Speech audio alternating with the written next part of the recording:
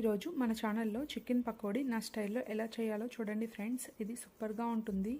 ఇలా ఆనియన్ని గార్నిష్ చేసుకుని అప్పుడు ట్రై చేయండి, ఇంకా బాగుంటుంది. అండ్ దీన్ని ఇలా మయోనైజ్లో కూడా డిప్ చేసుకోవచ్చు.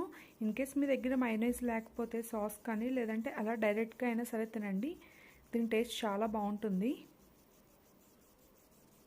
ఇంకా ఆల్రెడీ నేను చాలా చికెన్ రెసిపీస్ అప్లోడ్ చేయడం జరిగింది ఫ్రెండ్స్. అవి కూడా ఒకసారి ఛానల్ని విజిట్ చేసి వాచ్ చేయండి. ఇంకా ప్రాసెస్ చూద్దాం. చికెన్ పకోడీ తయారీ కోసం బోన్ లేదా బోన్లెస్ చికెన్ని తీసుకుని సాల్ట్, పసుపు వేసుకుని శుభ్రంగా కడిగి వాటర్ ఏం లేకుండా ఒక బౌల్లోకి తీసుకుని పెట్టుకోండి.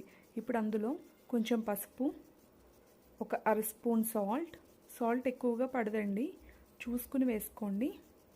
అలాగే ఒక అర స్పూన్ అల్లం వెల్లుల్లి పేస్ట్ మనకి ఇంట్లో చేసుకుంది అయితే టేస్ట్ బాగుంటుంది. ఒక 2 స్పూన్స్ కారం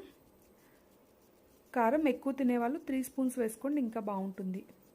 ఒక స్పూన్ వరిపిండి, ఒక 2 స్పూన్స్ శనగపిండి. స్పూన్ సైజ్ కొంచెం పెద్దదిగా ఉండాలి, వీడియోలో చూపిస్తున్నాను చూడండి.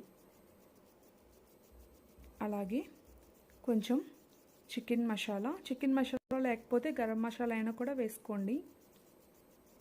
ఇప్పుడు కొంచెం కట్ చేసిన కరివేపాకు, అలాగే చిన్నగా కట్ చేసుకున్న కొత్తిమీర కూడా యాడ్ చేసుకోండి, టేస్ట్ బాగుంటుంది. ఇప్పుడు ఇందులో ఒక నిమ్మకాయని హాఫ్ కింద కట్ చేసుకుని అది రసం పిండుకోండి. చికెన్ ఎక్కువ ఉంటే ఫుల్ నిమ్మకాయ వేసుకోండి, లేదంటే ఒక హాఫ్ వేసుకోండి సరిపోతుంది.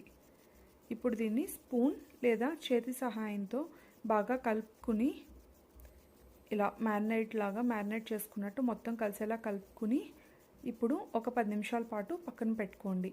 చూసారు కదా, ఇలా మొత్తం నీట్గా కలిస్తే టేస్ట్ బాగుంటుంది. సాల్ట్ సరిపోకపోతే ఒకసారి చెక్ చేసుకుని అడ్జస్ట్ చేసుకోండి. ఇంకా నెక్స్ట్ చూడండి, గ్యాస్ ఆన్ చేసుకుని ఫ్రై పాన్ పెట్టుకుని అందులో డీప్ ఫ్రైకి తగినంత ఆయిల్ని వేసుకోండి. ఆయిల్ని ఒక 2 మినిట్స్ పాటు హీట్ అవనివ్వండి. ఆయిల్ హీట్ అయితే మనకి పకోడీ ఆయిల్ లాక్కుండా చాలా క్రిస్పీగా వస్తుంది. అలాగే ఒక ప్లేట్లో టిష్యూస్ పెట్టుకుని ఉంచుకోండి. చూసారు కదా, మనకు ఆయిల్ కాగినట్టు వీడియోలో కనిపిస్తుంది. ఇలా కాగిన తర్వాత ఇప్పుడు పకోడీ లాగా ఒక్కొక్కటిగా పీసెస్ తీసుకుని ఆయిల్లో వేసుకోండి. మనం మామూలుగా పకోడీ ఏ సైజులో వేసుకుంటాం అలాగే ఒక్కొక్క చికెన్ పీస్ని తీసుకుని వేసుకోండి. చికెన్ ముందుగానే మీడియం సైజులో కట్ చేసుకుంటే బాగుంటుంది. చిన్నగా ఉంటే బాగా క్రిస్పీగా వేగుతాయి. చూడండి, ఒక సైడ్ వేగిన తర్వాత వాటిని కదుపుకుంటూ ఉండండి, మాడిపోకుండా ఉంటాయి. నేను హోమ్ మేడ్ ఆయిల్ యూజ్ చేస్తున్నాను, సో అందువల్లనే ఆయిల్ అనేది ఎక్కువ నురగొస్తుంది. హెల్త్కి మంచిది మనం ఇంట్లో తయారు చేయించుకున్న ఆయిల్ యూజ్ చేస్తే. నేను బయట మిల్లులో తయారు చేయించి ఆయిల్ యూజ్ చేసుకుంటున్నాను. ఇది వేరుశనగ నూనె. ఇప్పుడు మొత్తం ఇలా వేగిన తర్వాత దాన్ని ఇలా జల్లెల్లోకి తీసుకోండి.